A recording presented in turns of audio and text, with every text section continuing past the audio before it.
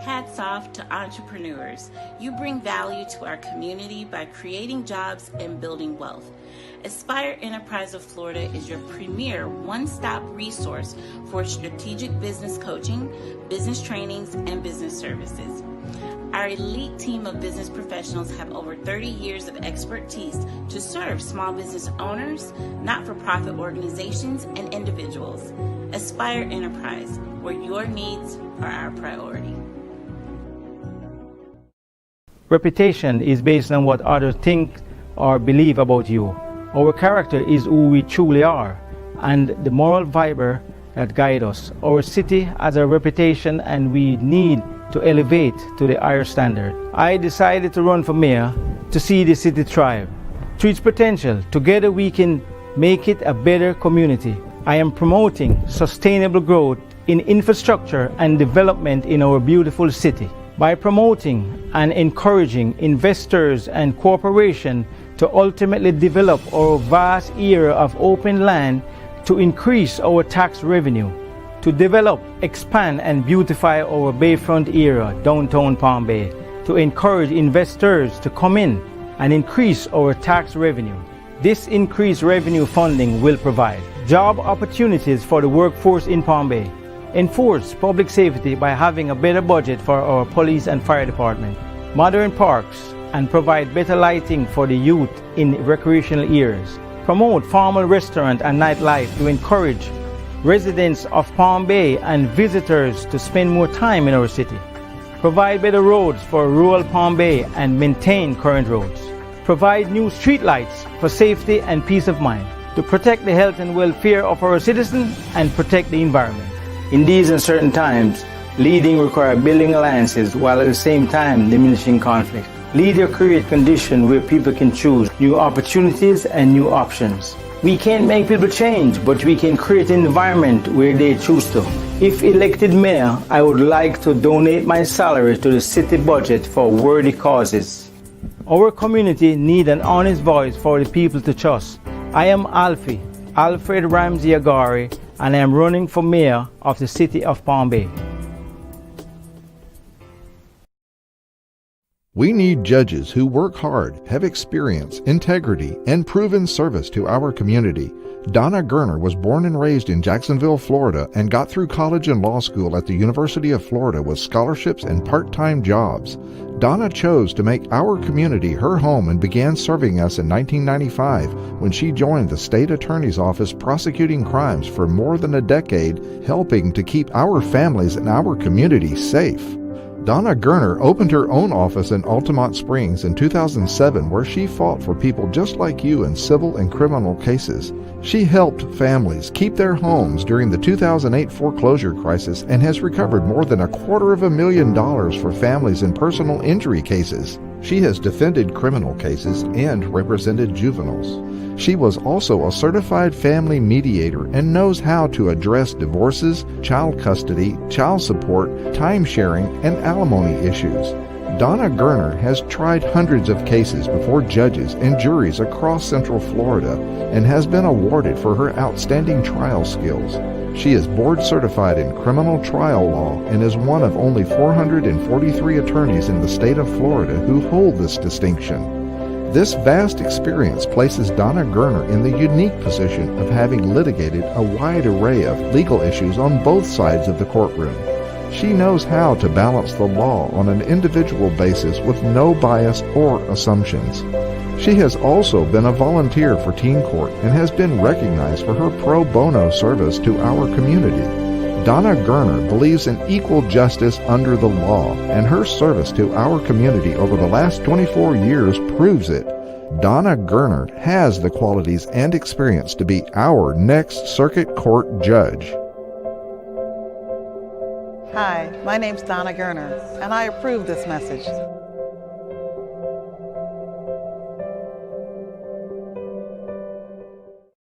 Hi everyone, how you guys doing? My name is Ricky LaFell, and I'm running for Palm Bay City Council Seat 2.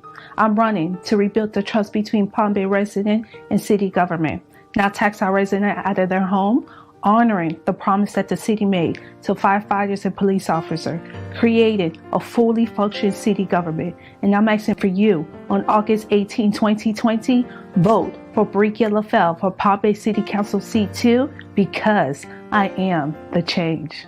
And if you're able, I'm asking if you could please make a contribution to my campaign. The link is going to be below. You can also gather some more information about me and my campaign at www.brikiapalmbay.com.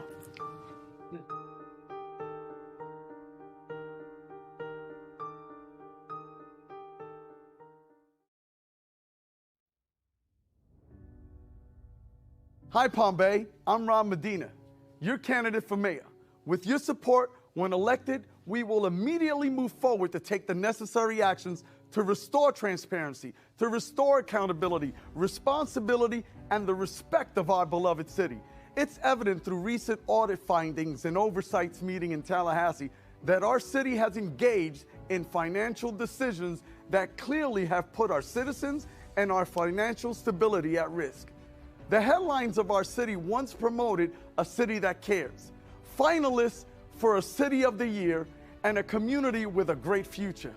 Now, today, the headlines promote our city as one with escalating crime, an interchange to nowhere, mismanagement, state-imposed audits, and playgrounds closing due to equipment being unsafe. We must stop this downward spiral of our once financial secured, beautiful community. We drive through flooded roads, potholes, and traffic jams. I pledge to you as your next mayor, I will shine light on these past budgets along with the poor decisions made so we can get the answers our citizens deserve and our state leaders demand. I encourage a forensic audit of all our city operations so we can bring all these things to light. This process will not be easy, but our future and that of our children depend on each and every one of us, ensuring accountability, ensuring professionalism, immediately replacing finger pointing, mismanagement, the rubber stamp process that brought this audit upon us. There are many serious questions. The business and residents of our cities deserve a government that they can trust and believe in. It is important to address these issues head on, for they've made a target of ridicule and skepticism from our surrounding neighbors and our very own residents. This will require strong leadership, transparent and sensible policy decisions, and constant commitment to ethical conduct. As mayor, my first goal will be to restore trust in our government. Government for the people, by the people. This is truly an opportunity for leadership by example. And as your mayor, I pledge to you that if I vote to approve a contract with a company to do business with our city, I will prohibit myself from receiving any future campaign funds from that said company. And I will encourage our council members to do the same. I believe as elected officials, we're held to a higher standard. The citizens of Palm Bay will be my only priority. We will address the many concerns of the finding of the state audit and encourage the open participation of our residents to provide oversight in our budget process. Hashtag the public trust. For a better Palm Bay, elect Rob Medina. May God bless you. May God continue to bless this great city we call Palm Bay. Hoorah! Hoorah! Hi, my name is Randy Foster. I'm running for Palm Bay City Council Seat 3. Leadership matters. If you want a future in Palm Bay, you got to elect a leader. And I'm the only one in my race that have federal, state, and local government experience as a leader, manage budgets over millions of dollars in the federal government. Also, experience matters. We cannot take a chance with inexperienced candidates getting on the city council. I have the experience, I have the leadership to get the job done on day one. What I'm going to be focusing on is infrastructure. It's very important. We need to strengthen our infrastructure to attract major business, grow our commercial business. We need to bring jobs into Palm Bay and help our small business. And integrity. No one has the integrity I has 25 years in law enforcement, 25 years in the military, top secret clearance, background checks, you name it. We need a council that's going to end the corruption and the back dealings in the city council. So vote randyfoster.com, and I see you in November. Thank you. Palm Bay and our surrounding communities, I would like to thank you for your tremendous support. As we move into the fall months, Palm Bay Live is seeking your support so we can continue to deliver valuable programming. Your monetary donations will help us so we can achieve those goals. You can donate online at www.palmbaylive.com. Advertisers are also welcome. Palm Bay Live is a non-profit organization. Thank you for your continued support.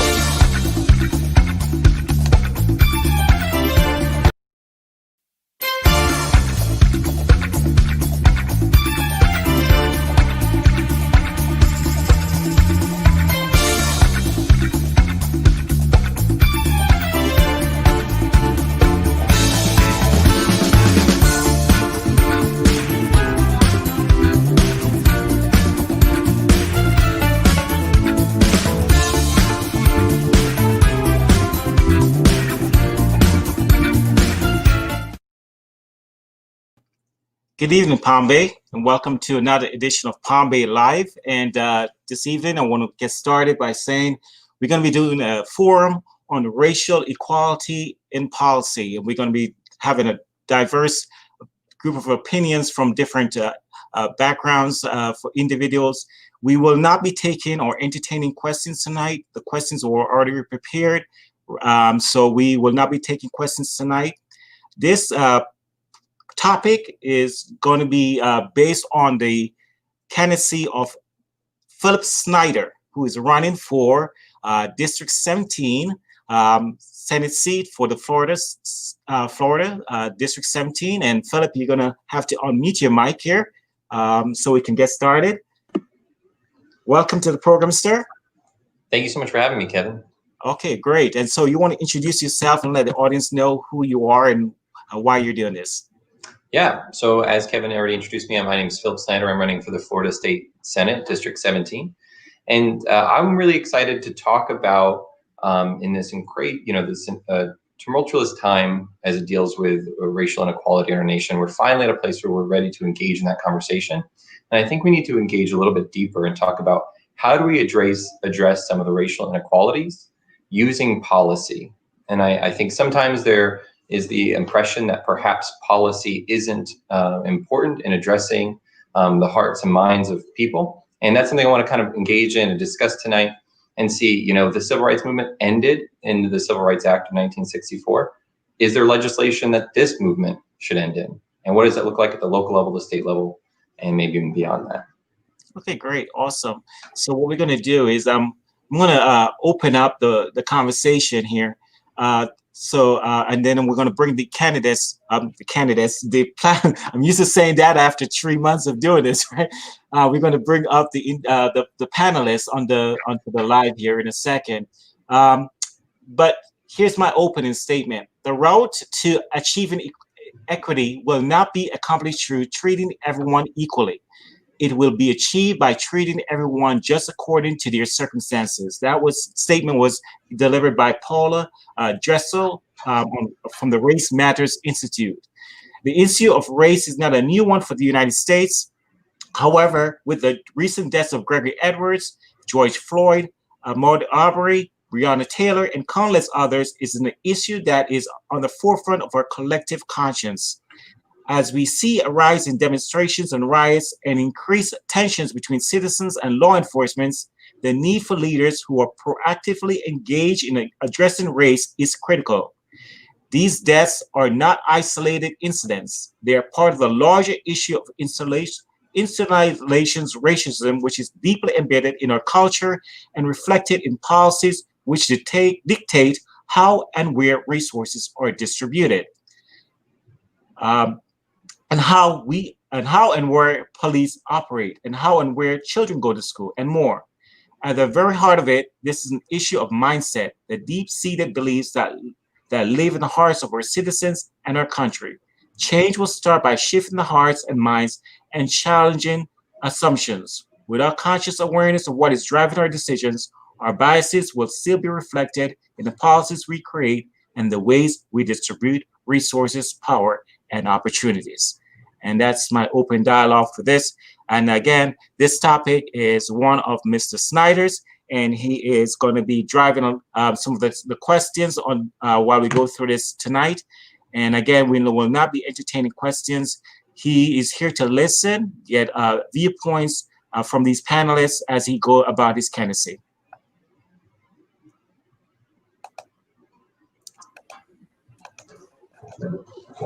Great.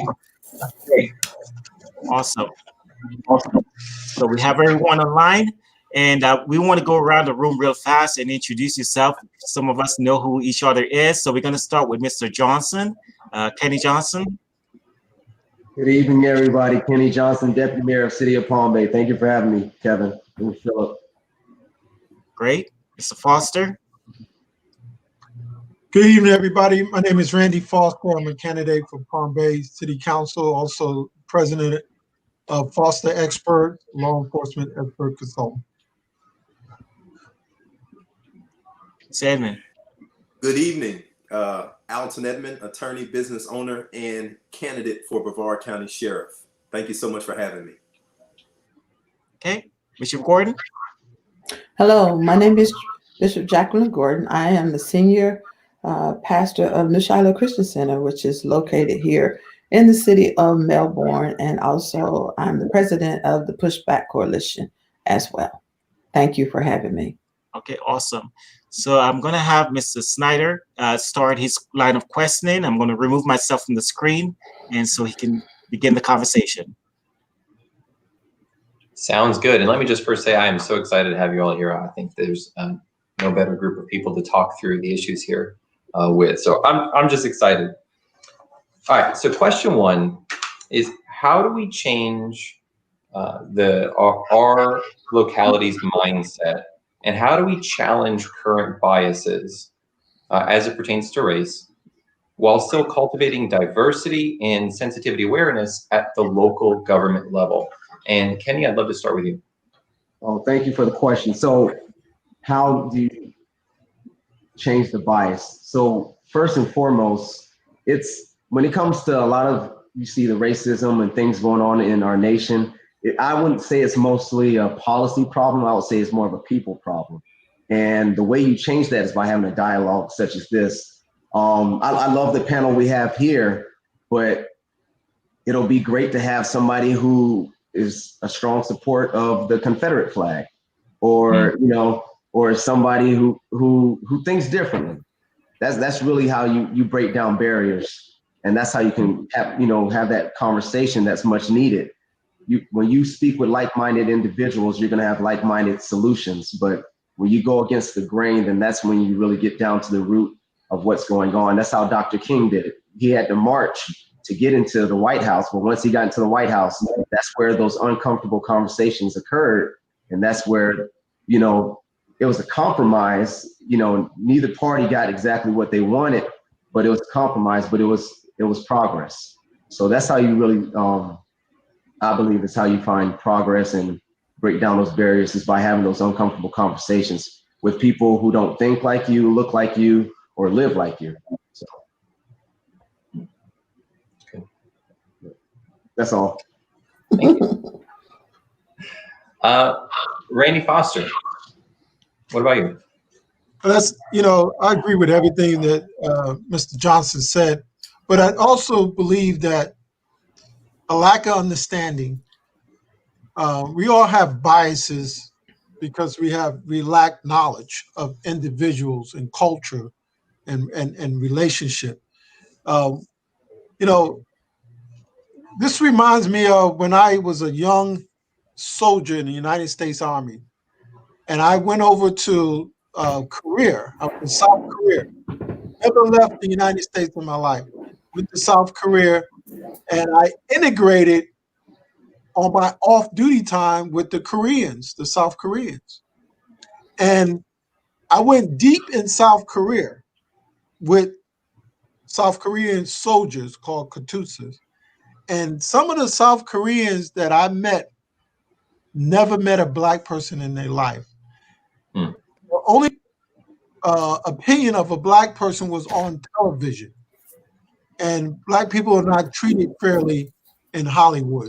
We never were. So, and that created bias because all they view was from the TV, a TV show. This was in the 80s. This was in 82, 80, 83. And South Korea was a very, you have black military people that was over there since the Korean War. But the majority of the population never saw a black person, only saw on TV. So what I'm saying is, my point is, we get biases from television, we get bias from social media. You got to open your mindset. It's a people problem. You got to open your mindset. And people create policy. And that's what, and some policy are just biased. And I'm not talking about in government. It could be in corporations. It could be in communities and things like that. I'm going to stop there. I got more to say on it. Bishop Gordon, I'd love to hear from you as someone who has been working in the community to confront, biases and mindsets, and you're working to make a positive impact on our community. What are the strategies, methods that you employ? Well, I think it's important, as has been said earlier, and especially by Kenny, to say that I would have to go scripture. The Bible says, "In all I get a good understanding." And then there's another verse of scripture that says, "Come, let us reason together." And I think that we cannot get anything done until we are willing to have a conversation. And if you never talk to me and I never talk to you, and we just look at each other from across the room, we can make all type of determinations about each other. And a lot of that will be based on what we've heard, but we have never, ever had a conversation. Everything that you hear about people, about different things in life is not always what it is. You have to look at sometime where it's coming from. But if you take the time to sit down and communicate, and I think communication is good when it comes from the standpoint of what Kenny said, when we come into a room of people that we don't meet with every day, that we don't talk to every day, and we get the opportunity to hear the mindsets of each other. And then we begin to reason with each other and ask for wisdom and understanding of each other. We can change some of the biases that we have. There are people, even in our race, that don't like each other because of the color of your skin. And you never took the time to get to see what's on the inside of me. And so we prejudge and we're judgmental of each other, as opposed to sitting down, simply having a conversation. And the answer to your problem might be wrapped up in my thought. And every thought that I have, every thought that you have, if we're able to put those thoughts together, we can bring change. But as long as we stay separated from each other, there'll never be change. We'll always be enemies. We'll always war against each other. We'll always have our biases against each other. And we'll always fight against each other. And the scripture also tells us a house divided against itself cannot and will not stand. And that's what we're experiencing now in our country. Thank you. And Mr. Alton? Yes, sir. What I would say is illumination. So one, you have to illuminate racism, and secondly, you have to speak to it. So when I say illuminate, the bottom line is a lot of racism that occurs in these back rooms, in these backdoor meetings, in these dinner meetings at home. And really, a lot of people are doing things and saying things and don't realize just how hurtful their words could be. I was just speaking with an intern with my office, and he told me that some people that he knows, they use certain words to describe people of color at the dinner table, and it makes him uncomfortable, but he doesn't know what to do. And so I spoke with him very plainly, and I said to him, listen, when these things happen, and when you hear these words said, and you don't say anything or raise your voice, and when I say raise your voice, I don't mean yell at them, but when you don't speak up, you basically send a message to those people that you are okay with that sort of language. You're okay with people being demeaned, and that that is a mindset that you share. And so I think one of the most important ways to combat racism and to eliminate it is to illuminate it, because a lot of the racism that occurs isn't that in your face racism. I don't experience a lot of direct and blatant racism. I have, but I don't experience a lot of that. A lot of the racism that I experience is racism that festers in some back room somewhere and reveals itself in another way. And so it's important for allies and people that disagree with racism that may not be of color to make sure that they're having conversations and illuminating that racism when it occurs in those back rooms where I may not be privy to that racism. Thank you all. Well, Kevin, I think I'm going to hand it back over to you, unless, was there something somebody wanted to add? I thought I heard someone about to speak, so. Kevin? Okay, great. Thank you, Phillip. And here's a interesting point. So there is a clear disconnect between police policies and police conduct. How can we bridge the gaps so that there is more oversight and accountability, particularly considering former Lieutenant Brett Gammon's resignation after questionable posts on social media? Lieutenant Gammon has a record of racially insensitive behavior dating back to 15 years. How come it takes so long to address this type of behavior? And how can we assure more swift accountability measures in the future? That's a great question, Kevin. That's a great question. I don't know if it's my turn yet, but I would love to jump in. Go ahead. Two things that I would suggest in law enforcement agencies. One of those things is graduating sanctions. And so I don't necessarily think that officers should be fired right away when there's one incident of misconduct. There are opportunities for education and for growth and for training. But sanctions should be graduating sanctions when you have officers over time continuously participating in destructive behavior that puts members of the community at risk. And so you shouldn't have officers that have 15 years and, 10, 20, 30 acts of misconduct before you get rid of them. Someone shouldn't be in your agency and have such a history and not be removed from your agency until they publicly embarrass your department on a national scale. That is an issue that can be nipped in the bud early with those graduating sanctions. But in order to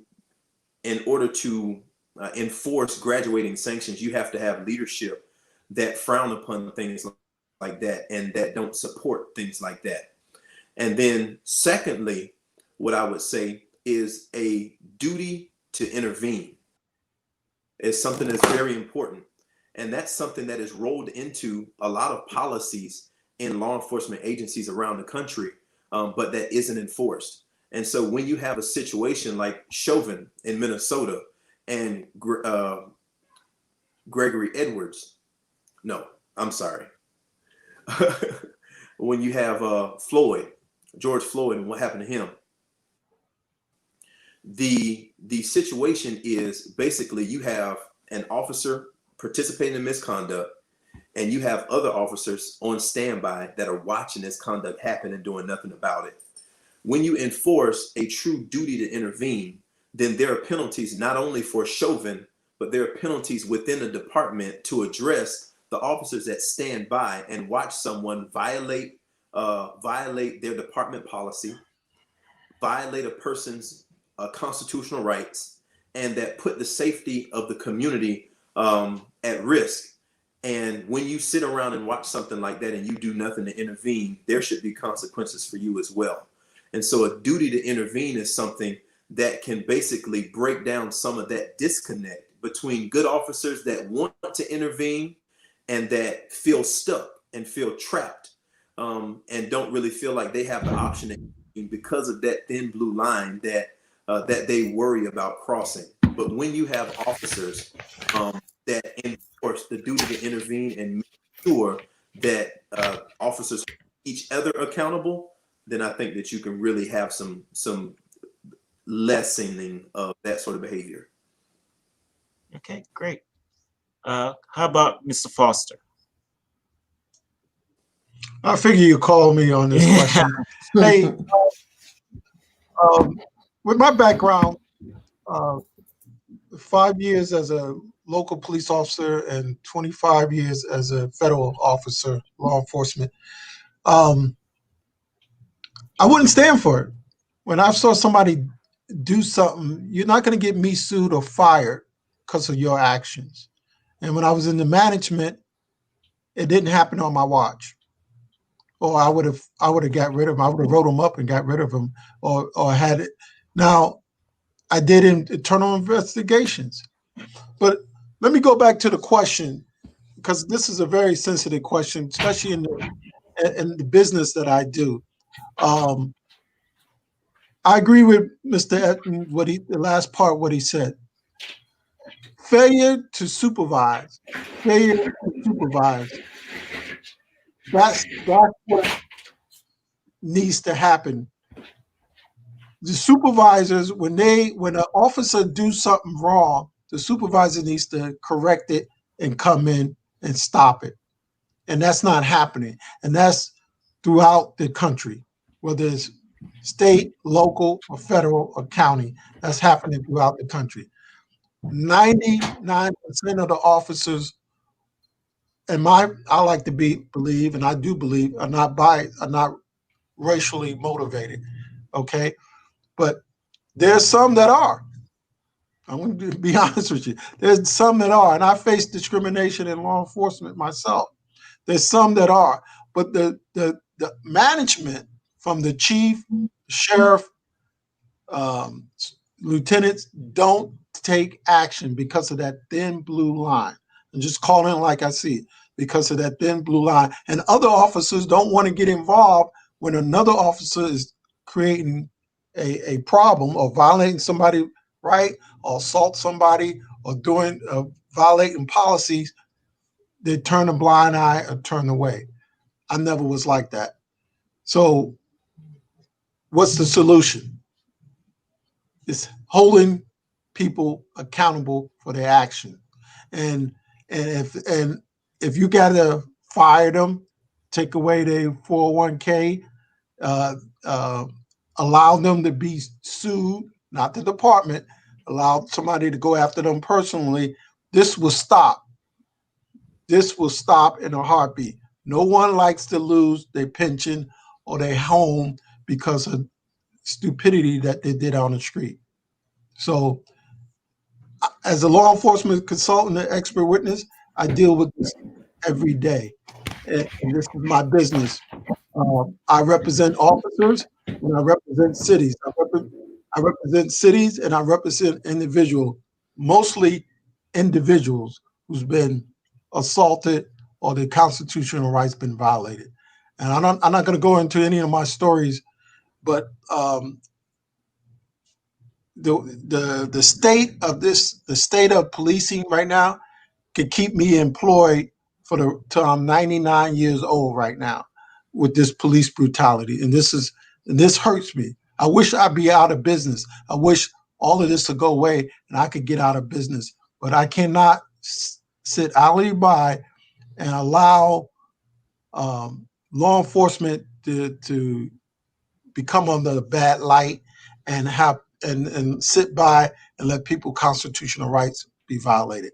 The bottom line is holding the officer accountable, from not only the officer, not only the police department, the police chief, but the state attorney, the city mayor, the chief of police, city managers, you got to hold us accountable. When you see wrong, you know it's wrong.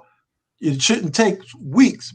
Breonna Taylor still hasn't had justice, and it's taken weeks, months, and nobody want to hold these officers accountable. I'll leave it there.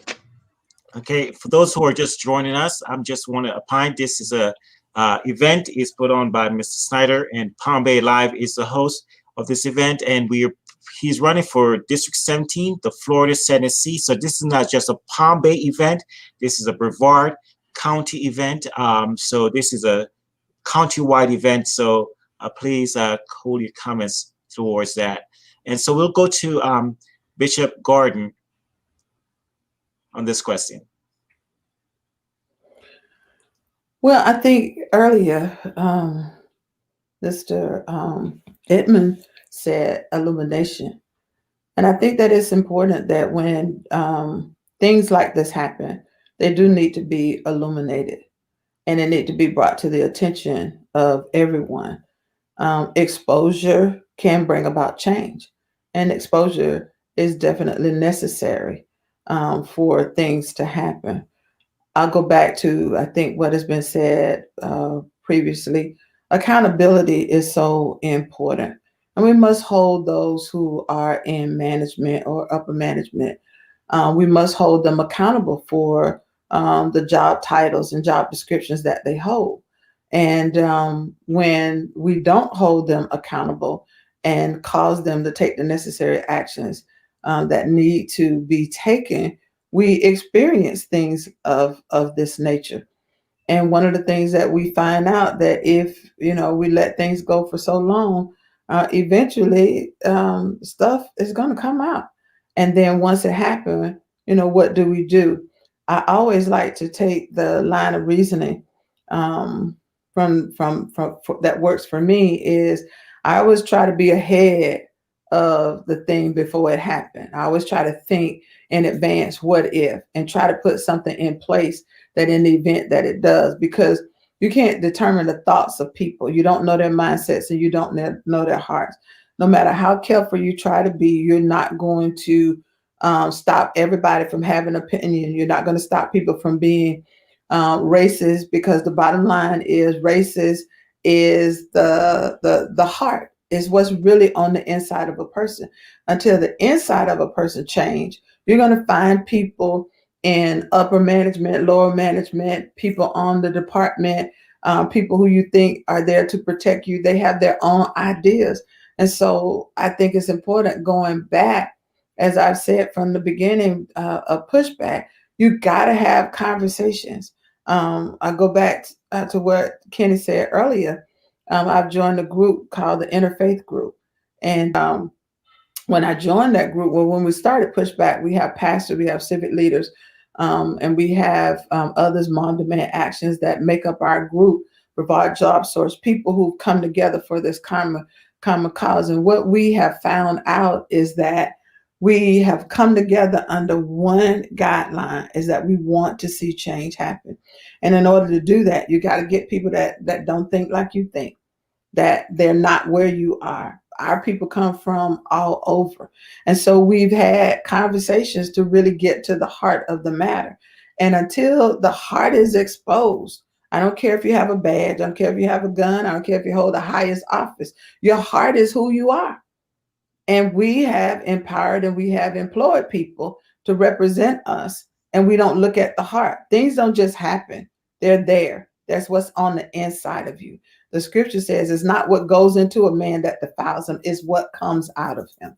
And so you got to know it's an inside thing. And until we work from the inside out, you're going to have those problems. And things like this are going to happen. As someone said, Breonna Taylor, to this day, nothing has been done. Why? That could have been your sister, your mother, your daughter, lives that we've lost. These are innocent people. And yet, nothing is being done, or some things are being done. But at the bottom line is people who are in leadership. Where's their heart? You got to go back to the bottom line. Where is their heart? Racism starts in the heart. And the heart of a man is his mind. Okay, Mr. Johnson? Thank you. I'm gonna piggyback off of you, Bishop, because you were spot on. And we as Americans, we're the great melting pot, but I would say the majority, we pride ourselves on being a Christian nation, a Christian-based nation. Mm-hmm. But if you truly have God in your heart, then there's no room for hate. Exactly. If you truly have God in your heart, there is no room for hate. So if you're going to say you're a devoted Christian, but you don't like this person or hate that person, the Bible speaks strongly against that. And on the accountability that Mr. Edmond, Mr. Foster, everybody spoke about, as a parent, you're not going to enable that, behavior from your child. Your child does something wrong, you're nipping it in the bud. I've coached for over a decade, and Bishop, I know you've seen within your church and within our community, from the age of 12 to 13, you can see behavior that's been enabled by the parent or whoever that if not put in check, mm-hmm. it becomes the issue. Mm-hmm. And just being honest, I talk with Palm Bay PD all the time, and majority of the guys who are either 6 feet under or who are in prison right now are young men who I knew when they were younger.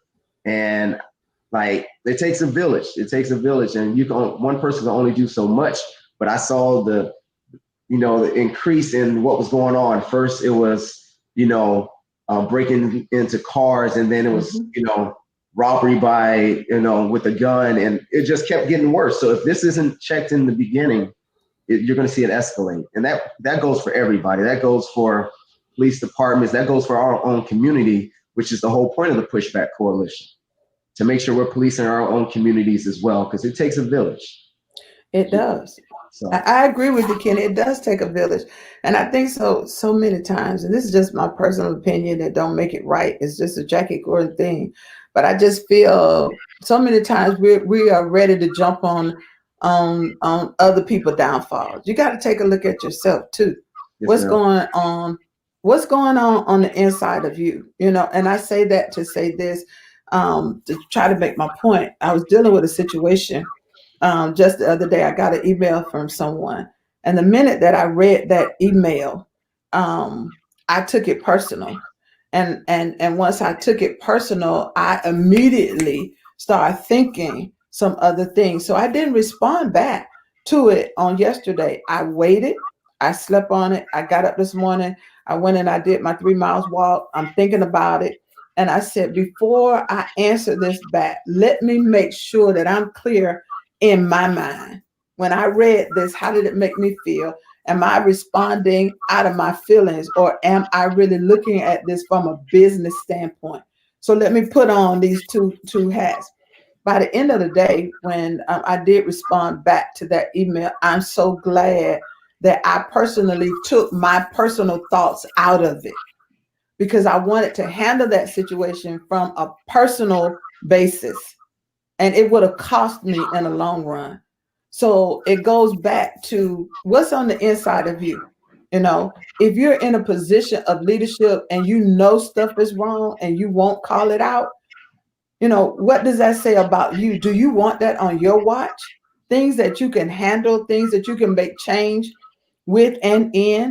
What are you going to do about it? Or are you going to let it just ride until you get embarrassed, until you have to do something? That doesn't say very much for you or me or anybody who does that, And so when they get exposed, I didn't know that was going on. That's not true. You knew it. You just did not have the guts to do something about it, because it would cost you in the long run. That's what leadership does. It costs.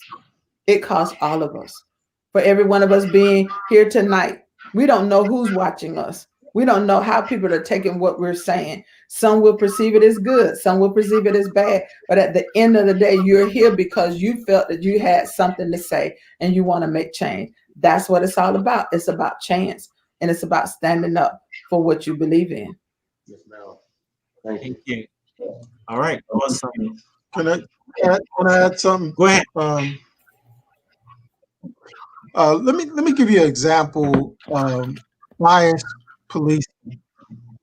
Now, don't get me wrong. I love law enforcement. I'm really pro law enforcement type of guy, and to this day, I got a lot of friends that are cops. But let me give you an example of bias policing, because this is my experience, and and on the federal and the state and local level. Give you an example. Let's take a black male gang member and take a white outlaw biker. And look how many times that black gang member has been shot and killed on traffic stops or just dealing with it in a law enforcement manner versus bikers. And I dealt with outlaws and banditos. And law enforcement reacts differently versus a blood or crip. Just picture that in your head. We got a lot of bikers in Florida. You don't see them getting shot on the 6 o'clock news or on YouTube or on Facebook. You don't see no Facebook Live of no biker get shot or killed. There was a shootout in Waco, Texas, and 9 people died. It was a biker shootout. And they came with guns, and most of these bikers are convicted felons on the federal level of trafficking, drug, rape, and women and slaves, sex trade. That's what they're into. Okay, and in Waco, Texas, at the end of the day, all that shooting went on. 9 people died. Not one person got convicted. Not one of them bikers got convicted. They all walked scot-free after 4 years of district attorney indictments and investigations and everything. Not one person got convicted. If you took the same crowd, Blood and Crips, and they were shooting each other, it would have been a lot of people dead and a lot of people serving time in Texas state prison. That's biased policing. That's biased prosecution. There is lied the problem of what you're dealing with. That's all I got to say. Think about that. Awesome. I'm going to turn this over to Phillip, Mr. Snyder, to take over the other line of questioning. Perfect. Kevin's gonna have to forgive me because I'm actually gonna skip a question here because you guys touched on so much good stuff as it comes in regards to law enforcement. Kind of starting with, one of the ways to build trust between our community and our law enforcement is holding our law enforcement officers accountable. But I'd love to hear just some other ideas other than just holding officers accountable. What are ways that law enforcement locally here in Brevard can rebuild or continue to build on with the trust in their communities? So how can law enforcement continue to build trust in the communities other than just holding law enforcement accountable? And Kenny, I'd love to throw it to you. It doesn't matter. It's not just on law enforcement, it's a balance of both. It's on the community and law enforcement. So prime example, I was elected November 2018, and January of 2019, I held just a community policing forum at Tony Rosa Community Center, just to educate the public, what to do, what not to do in a traffic stop. Talking to them about VCOPs, the fact that we're hiring within the city of Palm Bay for police officers, dispatchers, we had the whole night shift there, pretty much the whole night shift there, just to have a conversation with the community. And pretty much the only people that showed up were the ones that show up at city council. It was approximately, I advertised it everywhere that I could, and it was approximately 10 to 15 people there, and that's not how you break down the barriers. I like to pride myself, and I believe that Palm Bay's doing a great job in regards to community policing, but is there room for improvement? Yes. I'll be quick, but I was talking to my one of my best friends, Dion Broomfield. He coaches for the Houston Texans, and he was talking to me about, hey, could we have some type of program where, at-risk youth go on ride-alongs with law enforcement? I was like, that would be great, because that covers 2 things. One, the law enforcement officer knows who this child is at an early age and can monitor them as they grow up. So they know who little Timmy is at the age of 8. And if he sees him out at the corner, he can call his grandma or mom and get his butt back in the house. And 2, that it shows a different perspective of law enforcement to the youth. Because far too often they see the same thing we see on the news and the media, and it's glorified and it's amplified, where if they get that intimate conversation, that one-on-one dialogue with a law enforcement officer, they can see, hey, I can be a difference maker too. I can contribute to my community by being elected official, by being a bishop, by being an attorney, a sheriff, whatever the case may be. But it goes back to question one. You got to have those conversations, those uncomfortable conversations before you see progress. Awesome. Bishop Gordon, you've been a community advocate for some time now. What are some things you've seen work or things that you wish you would see as far as building trust between law enforcement and the community? I would say the one thing since we started pushback that I see work is number one, to have the leaders of our community to come together. One of the things that I'm most grateful for is that the pastors, when I spoke to them, and I have to preface that by saying we spoke to the African American pastors in Melbourne, which is Reverend Harris, Reverend Laws, Reverend Woods, Reverend George White, Pastor Tanya Green, the Adderley boys, I say boys, but men, and Reverend Hayward Davison, and Reverend Buggs, different African-American ministers.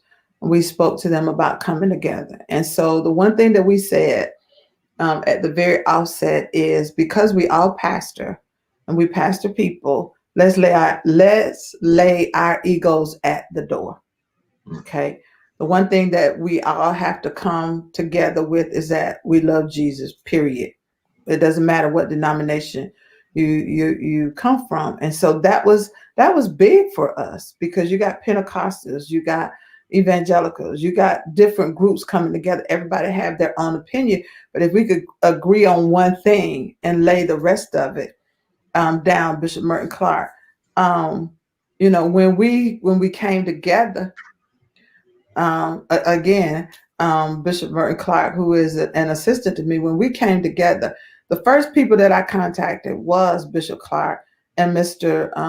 Leonard Ross. Mr. Leonard Ross, because he's been doing it for 32 years or longer. He knows Melbourne. I don't. Bishop Clark, we talked to him, and then we talked to Reverend Laws. And then from there, we were able to talk to the others, and I'm making sure that, and everybody came on board. And so then we started, having the NAACP and the Concerned Citizens and just different groups, Mom Demand Action, all of us coming together because of one thing. And you know what that one thing was?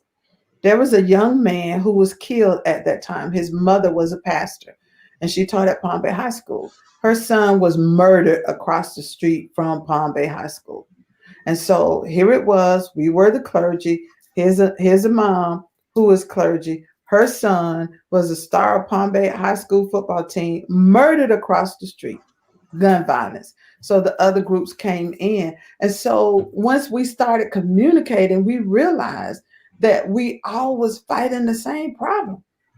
We all had the same thing on our minds. So the best way to combat it was not to stand alone, but to come together. And so I think when we come together and lay our egos down, we can get some stuff done. Just being on the show tonight, Alton came to our church, I think for our first forum. That was the first time that I saw him.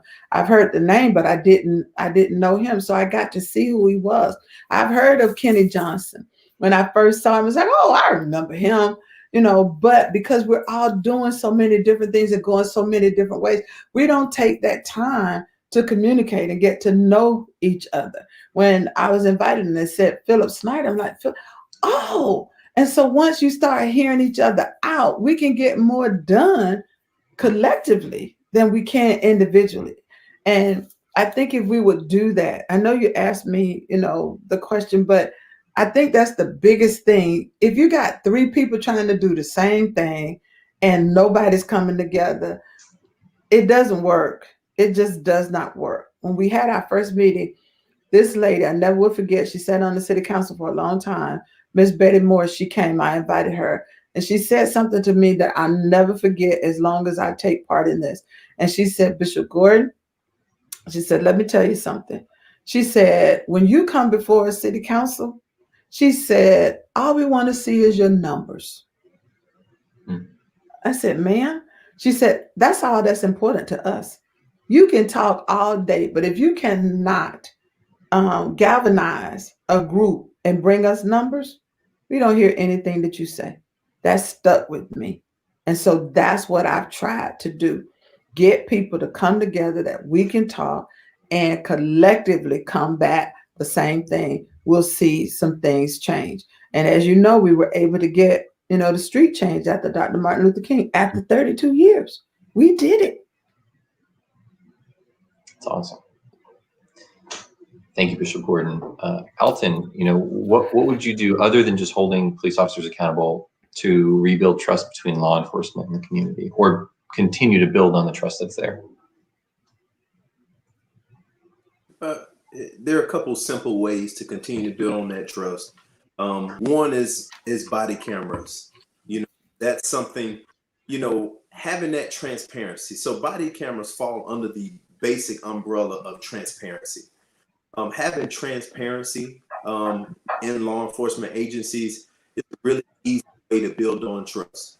When you bring what is done in the dark to the light so that people can see exactly what's going on, so that people can see what is happening, and so that the people can, be able to make decisions based upon the full range of information that is available, most of which should be public records anyway. I think that's a great way to build trust.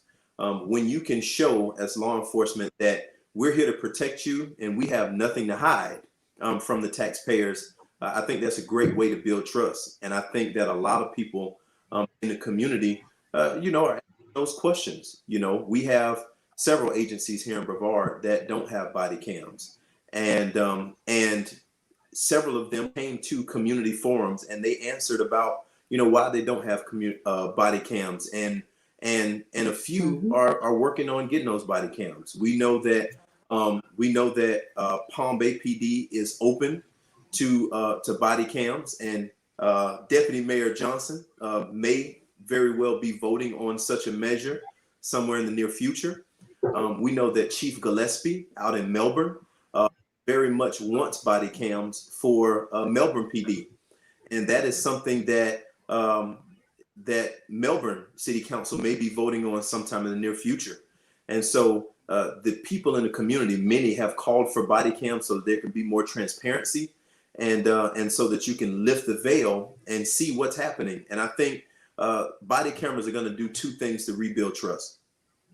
One, they're going to be evidence, so that when things happen that shouldn't happen, those things are caught on camera. But I think that another thing is they're going to highlight the great work that some of our deputies and some of our officers are doing.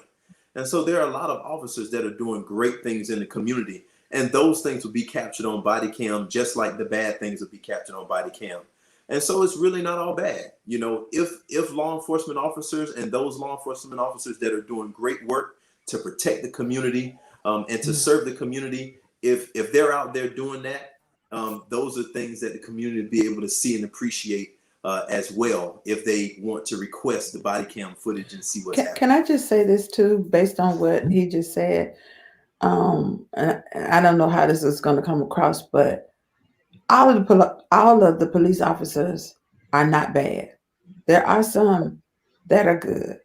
And I think that many times when we talk about the police officers and all of the stuff that's going on, I concur. But some of those police officers, just like when we go to work in the morning, we want to come back home to our families. They want to come home to their families too. Yeah. And we have to keep that in mind. They're people and humans just like us, And so when you stop and you think about that, every day that they go out, Phil, you did something earlier when we first came on before everybody was here. You asked the question, and I heard your kids in the background. Can I go and say goodnight, put my kids to bed? Just like you wanted to say goodnight and kiss your kids and put them to bed, that police officer want to do the same thing. And we have to be mindful of that. Everybody is not bad. There are some good people out there that's trying to do the right thing. Sometimes they're caught up with the wrong influence, but everybody is not bad. So I just wanted to give a shout out for those persons who are watching us. I want us to be conscious of that as well. Some people are really doing a good job for us. It's a really good call out, Bishop Gordon, and I think that's really important to reinforce that we really are blessed with good law enforcement agencies in this county, and some amazing officers and sheriff's deputies. And so, Mr. Foster, I definitely want to give you the opportunity. How do we help these amazing agencies continue to build trust with our communities? Yeah, I just want to really quickly. I look at it a little bit different than these guys because I've been inside the criminal justice system for my whole adult life as law enforcement side, and in the courtroom, been in more courtrooms I can count. We got a criminal justice problem, and it's not working for African Americans, it's not working for Hispanics, and it's not working for white Americans. Okay, it's not, and it's failure. Not we can say police, but it's not just the police. 99% of our officers are good people, and they put their lives on the line every day, and they go to work to do a good job. They don't go to work to have a bad day. Okay, but you do have a percentage in any profession. You have a percentage that are not good people.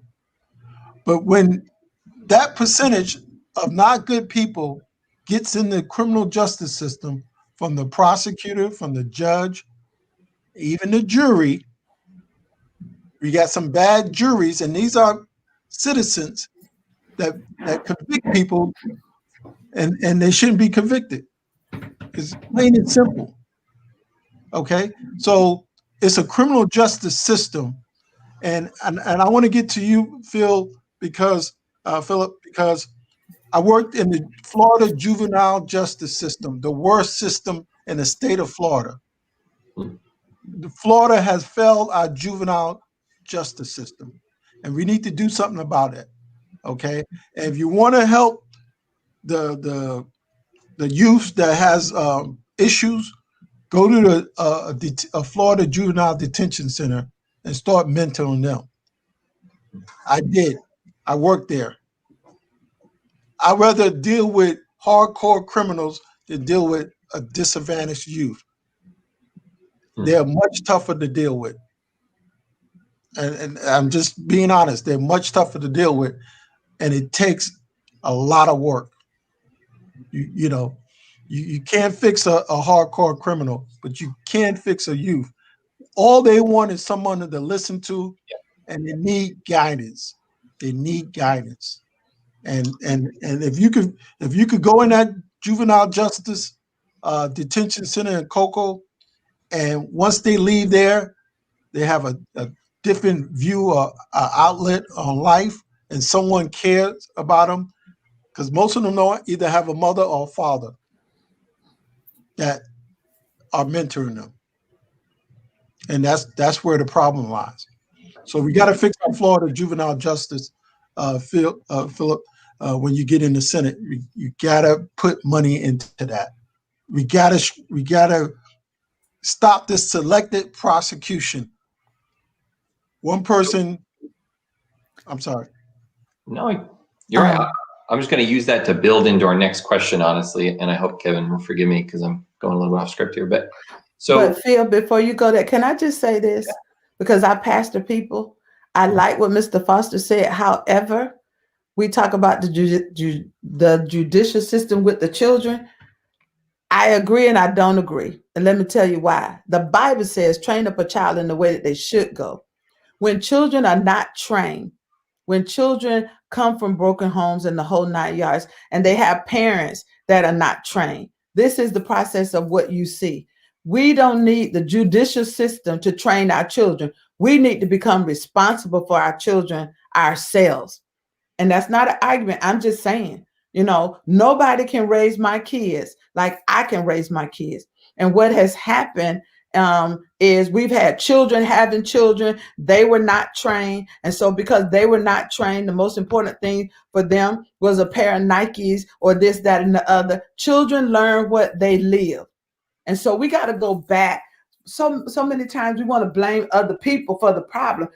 The Bible says charity begins at home. We got to start taking responsibility for some of this stuff that's going on. It's not everybody else's fault. It's your responsibility. You had that child, and you need to take responsibility for it. Can I respond real quick? Bishop, I agree with every word you just said. What I would point out is the juvenile justice system. When the kids leave there, they go to circles of care, or they go to a group home, and they're not learning anything. They're coming back. They're going in like a washing machine. They go in and they come out the same, and it's a failure on that part. Maybe they should be into a church to get guidance, or maybe should get a big brother. But the system has failed. Send him to Bishop Gordon.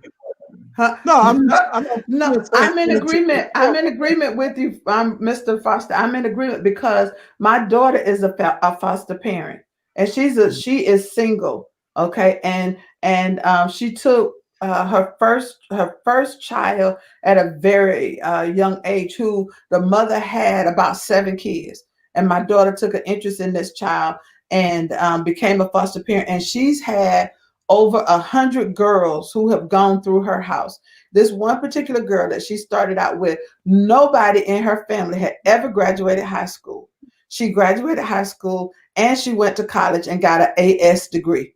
Okay. And these are the results that we've seen. I agree with you. I've seen girls time after time. I'm telling you, we just had a situation with a 12-year-old that's in foster care right now. Okay, that my daughter found found reefer or marijuana. 12 years old. Her mother is right now doing time in prison for drugs. Where did that come from?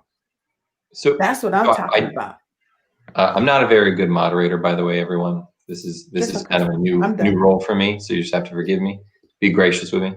But I do want to kind of transition just a little bit as kind of moving away from law enforcement specifically. After the death of George Floyd and the new dialogue that opened up in our nation, people like myself began learning and understanding about systemic racism on more than just the law enforcement front and how it kind of delves into other parts of our society. I'm just here to listen, and so I'd like to open up the floor for each one of you. Other than law enforcement, what are areas that you believe need to see change or reform in order to address systemic racism in our society? And Alton, I'd like to start with you. So there are a few areas, and I think that Mr. Foster pointed to one of them, and so I just piggyback off of what he was saying. When you look at state attorney's offices that prosecute crimes, that is one of the places in the criminal justice system specifically where there is the most power to decide what is going to happen in the justice system. And what you have a lot of times are you have many people that are over sentencing or under sentencing for whatever reason.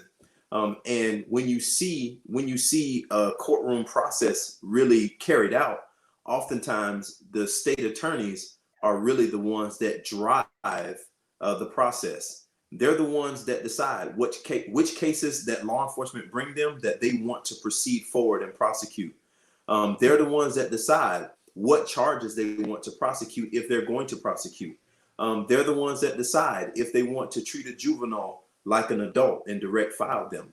And so when we consider disparate sentencing between certain people of certain backgrounds, when we consider some of the institutional issues in prisons and in the prison to pipeline system, the prosecutorial role is one of the major areas that is in serious need of reform. When we think about prosecution and how they do their work, how they make their assessments, I've worked with some great state attorneys that do great work.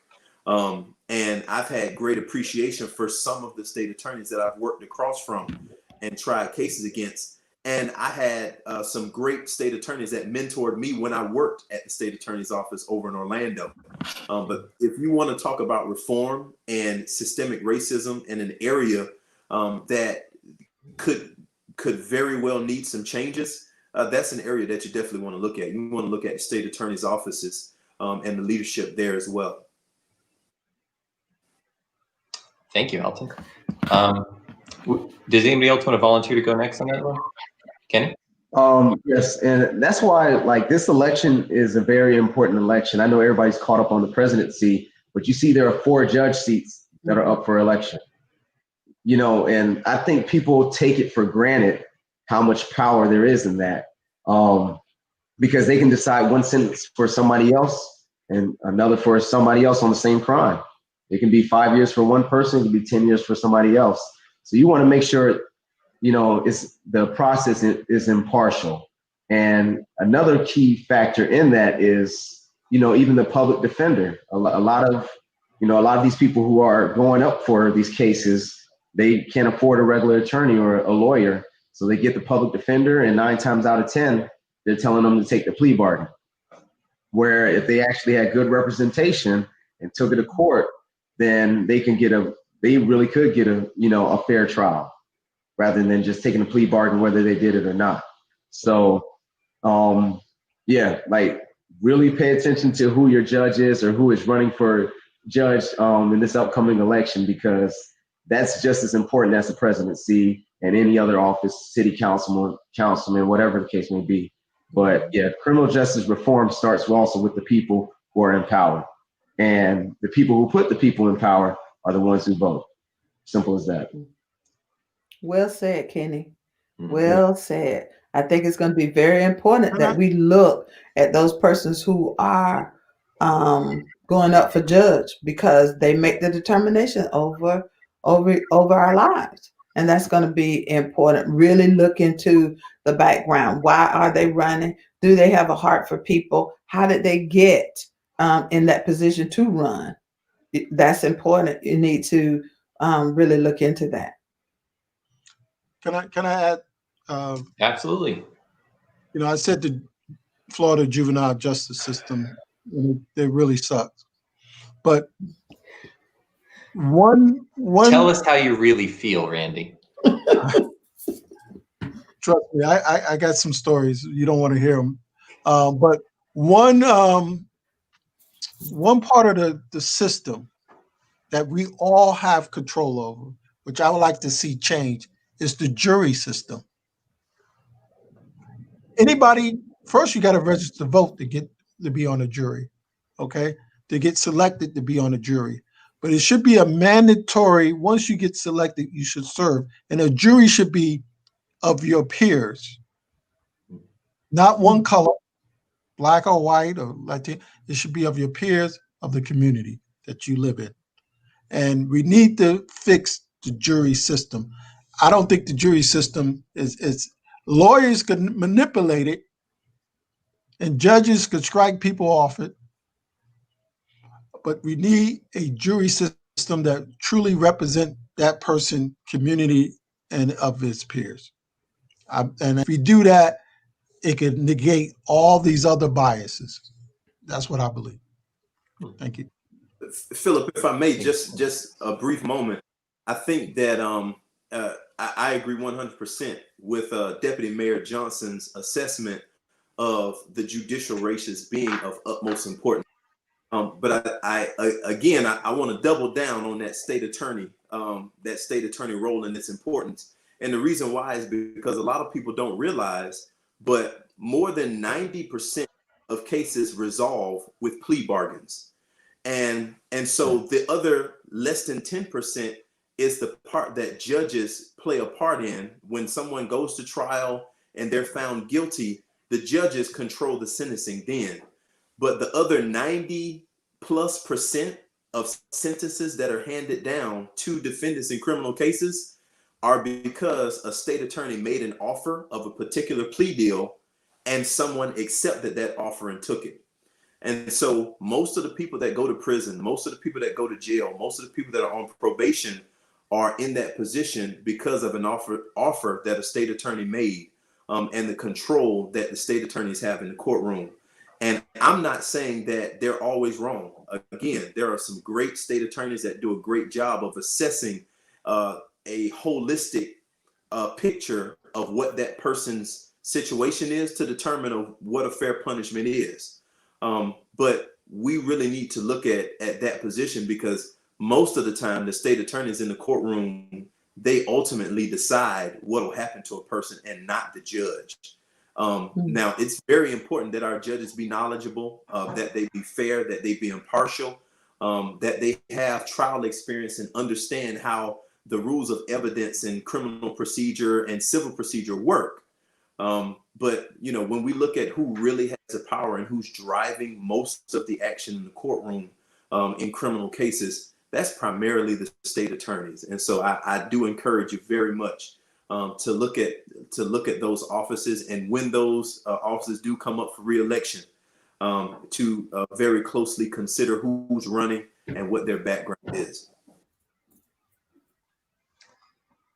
Thank you. And so, you know, I want to give the group kind of an opportunity, because we focus in a little bit on state attorneys and judges, and all kind of dealing with the judicial system. Is there any other area that you anybody wants to make sure is mentioned before we move on, as it pertains to, you know, kind of addressing systemic racism in our society? Well, let me just say this to that when we're talking about voting. One of the things that I just found out, and kind of embarrassed to say it, but I was shocked. I live in Melbourne. I have an address in Melbourne, and I just found out a couple of weeks ago that I really don't live in Melbourne. I was like, explain that. So, and I know, Kenny, you know more about this than I. Okay, I'm just getting involved. But I have an address. I live in Melbourne. I own businesses in Melbourne. But based on where my businesses are and where I live, I don't live in Melbourne. And I was really upset to find out that I have a Melbourne address. I pay taxes, but I don't live in Melbourne, because where I live is in an incorporated area. So therefore, if I wanted to vote, you know, for the mayor, I can't. You know, I said that to say that for me, it was such a surprise. And I know that there might be some other people out there now that we're coming into this whole election piece. You be wise, find out where you live, because some people that you might want to vote for, you can't. Kenny, can you speak to that? I'm sorry, Phil. I just wanted to throw that out because I was so shocked to know I really don't live in Melbourne. Yeah, no, you're fine. So like one example in Palm Bay is we have Deer Run. And that's a, which, as you would say, unincorporated area where they can vote for like county positions, you know, for sheriff or county commissioners, but not for councilman or mayor or whatnot. So yeah, so you know, Brevard's a little different. It's like that in other states as well, in other counties too. But yeah, so that's why it's important to, you know, check your voters. Go to votebrevard.com and check your status. Make sure you're registered and look to see what you qualify and where you can vote. So yeah, good point, Mrs. Sorry. It's a good shout out. So my next question is very close to my heart. You know, I'm a former educator, and so I want to kind of get your guys' opinions or take on this. So, you know, after the Civil Rights Act was implemented, right, and segregation of schools was legally ended, despite that, today, many schools in Brevard and around our nation are functionally segregated. Funding and zoning is often done across what ends up being economic and therefore generally racial lines. Should there be any government intervention to create more diverse school settings? And if not? Why? And if so, what kind of intervention should there be? And does anybody want to volunteer to take that one first? I'm like a teacher at heart, so like that's kind of like my go-to. Do we have any volunteers? Anybody? Exactly. Kenny? I'll go first. So for me, it's a yes and no. Right now, I feel government has done too much. Prime example, and I'll send all of you this information, but there's policies in and around the nation where, testing standards for Hispanics and Blacks are lower than for whites, in elementary, middle school, and high school, which that sets a precedence where by the time they go to college, their scores are too low and they won't qualify. They won't get into college. So that I believe, I can't speak to why those policies were created, but I don't know if they call themselves doing some type of, affirmative action to assist minorities in graduating or, getting to the next grade. But no, it just needs to be the same for everybody. The standard for testing needs to be the same for everybody and go from there. If anything, the main thing that needs to happen is better representation. When I was a substitute teacher in these elementary schools, they would look at me like I was a superhero. A lot of these African-American boys, because they never saw, one, a male teacher, and then two, a male teacher that looked like them. So I would hear comments like, "Hey, is that your dad?" Or, all types of stuff. And,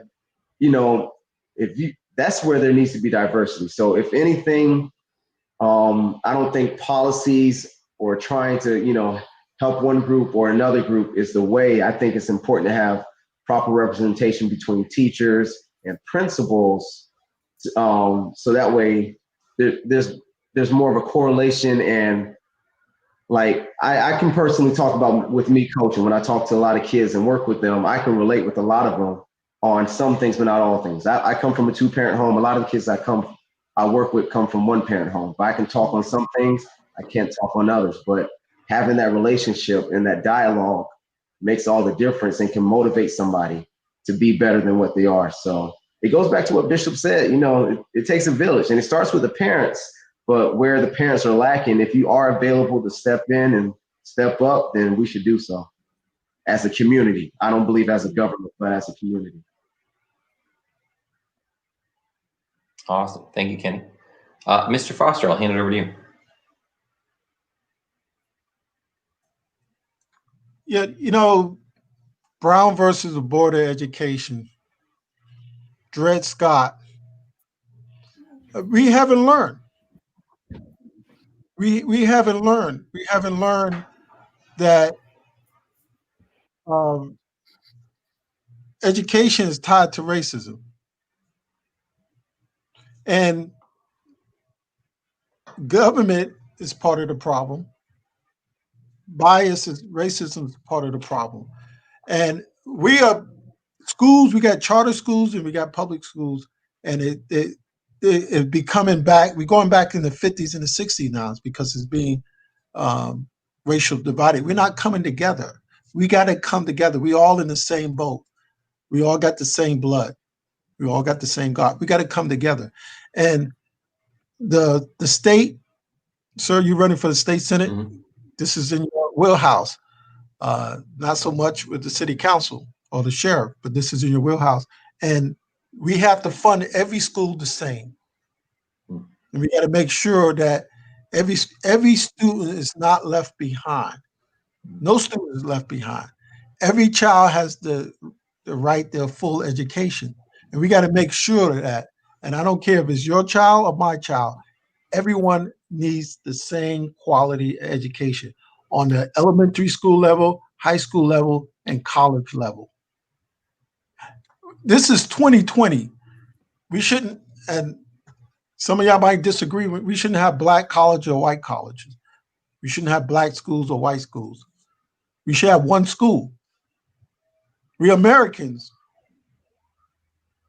We got a black woman as a vice president candidate, but we can't put black kids and white kids in school together.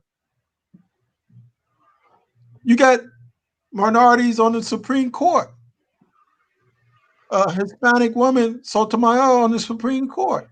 We all got to be educated together. We are falling behind the rest of the world because of biases, racism in this country. It's got to stop.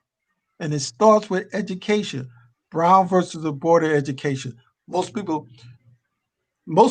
politicians or people in office don't even know the historical default, the fight to get that to the Supreme Court to win that case. And we're still talking about it today. So I believe in funding all education the same. Don't leave no school behind. Get quality teachers. Teach the teachers to be better teachers. Give them the money, the funding, and let's have every kid has the same opportunity. If you don't, you're going to have problems. Some group of people or some kids going to get left behind, and that becomes a problem. A lot of kids in minorities, that's the only place they get their meal. That's the only place they see someone they might admire or could correct their behavior in schools. So we got to do better. I'm going to shut up then. Alton, I'd like to hear your thoughts on that. So just to repeat the question, should there be any government intervention to create more diverse school settings? If yes, what should that look like? If no, why not?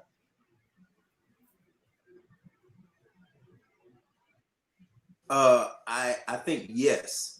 And part of the reason why there is a lack of segregation in some school districts is because of government interference in the first place. And so because the government created the issue, the government should probably fix the issue. Because of the way that the government has decided to structure school funding, we have a lot of issues that we have. And so I was invited to Melbourne High School about a year ago to speak to students during Black History Month. And one of the things that I spoke with the students about that a lot of students had no idea about is that local property taxes are where the funding for schools come from. And so I talked to the kids and I gave them example. I said, if you have a school, for example, that is in a residential neighborhood with decently priced houses, and they are funded based on the property taxes from those houses versus a school that is in a business district next to businesses like hotel, public, so on and so forth, what school do you think is going to have the better quality equipment and the better funding? And as I was speaking and making that example, several students opened their mouths and were like, wow. Because those students at Melbourne High at that point understood, wow, our school is right next to Publix. Our school is right across the street from a hotel. And because of where our school is situated, we have access to better funding than a school that's situated in maybe a middle class or working class residential area like Cocoa High, for example. And so when we see the way that funding is done, it's clear that there will be inequities in terms of how schools are funded because of the fact that that local property tax or regional area property tax is what's funding these schools. And it's clear that some schools are just not placed in an area that can provide that same funding or equal quality of support for students as some other schools may. And so that's something that maybe could be rethunk and a solution that could be made just by the way that we choose to fund schools based on local property taxes and how that would automatically create some inequity. Mm-hmm. Thank you. And then Bishop Gordon, I'd love to hear your response as well. And Kevin, I'd probably invite you back on because I think we're probably going to run up against time here. I want to respect everyone's time on the call. But Bishop Gordon, do you think there should be more government intervention in diversifying our schools? I would say yes and no. And I think one of the things that we could take a look at based on what Elton just said, we really need to pay attention to filling out those census forms, because those census forms determines where your money goes. Okay, a lot of things are tied to those census forms, and we as African American people, and maybe I shouldn't say it that way, but just no, I will say as African American people, because I am African American, we get that form and we say, I'm not filling this out. But what we don't understand is so much is tied to that form. Your schooling, your Medicaid, your senior citizens, where you live, the whole 9 yards is tied to those fundings. And again, if you cannot get those fundings in your area, then your area suffers. So if you have a school in your area, it's going to suffer because those monies are allocated different throughout. And that's going to be important. We got to get the census forms filled out. We need to, as a people, we really need to educate ourselves and really talk to one another about filling out those forms, because those forms is attached to monies. Money is attached to education, and we need that. I'm not going to lie, I didn't expect a census plug on that one, but very appropriate. And you can tell you're a community leader thinking about your community and what they need to do. So, Kevin, you want to hop back on? And I mean, I'm assuming we probably need to wrap up here. Yes, sir. Correct. And hopefully you got the answers you needed as you go throughout your candidacy and you seek your seat for District 17. Hopefully this platform did you well. I had one final question for you, Mr. Phillip. Do you believe you have the leverage to influence organizations and individuals to support your goal of racial equality, and why? And what is your plan to implement these changes? Yeah, thank you. So I'm going to say, honestly, no, I will never personally have enough leverage to do that. But that's kind of why I like being around community leaders and other people in the community, because change is something that we all have to do together. It's never going to be something that's done by one person. It's never going to happen from one legislator, right? You know, when I'm elected into the Florida State Senate, I'm going to be one of many senators on one side of, you know, the Tallahassee Hill, right? On the other side, there's going to be House of Representatives and there's a governor. Getting laws and policies passed is a process.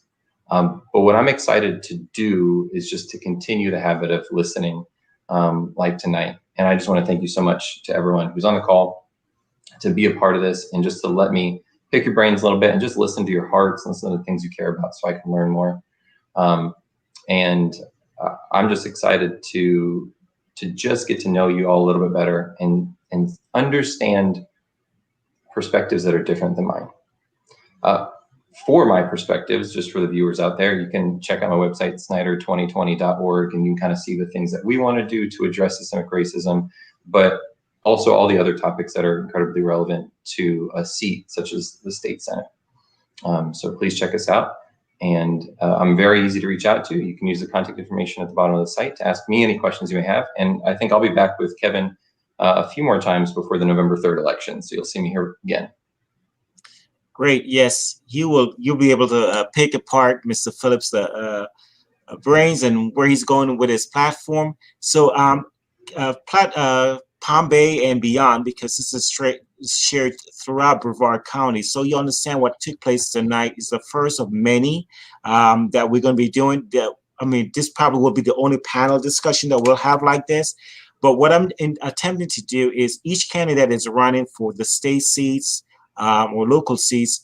If they have a platform that they're running on, we would like to expose those platforms, kind of go in depth with those platforms, as opposed to we just get a flyer, we say, this is what you're running on, and that's it. But we want to get in depth with them to understand exactly why is it that they're running on those ideas. And so we will have several different interviews lined up throughout going into November with different candidates that will pretty much go in depth with them on their platform to get ideas from them so we can understand why they're seeking those ideas as their platforms. So that's what happened here tonight. So this was not Palm Bay Live topic. As many opined on social media, this was Mr. Snyder's topic and his to bear. And so he brought this discussion here tonight so he can get a grasp of what's going on in the community. You'll be able to ask Mr. Snyder's questions as we go into the fall cycle in September. I believe September 15th, we'll be having a debate with District 17 candidates right here on Palm Bay Live. And then going into October, excuse me, we'll have more interviews with Mr. Snyder as well, where you'll be able to ask him questions as well. And his opponents will be on the platform as well.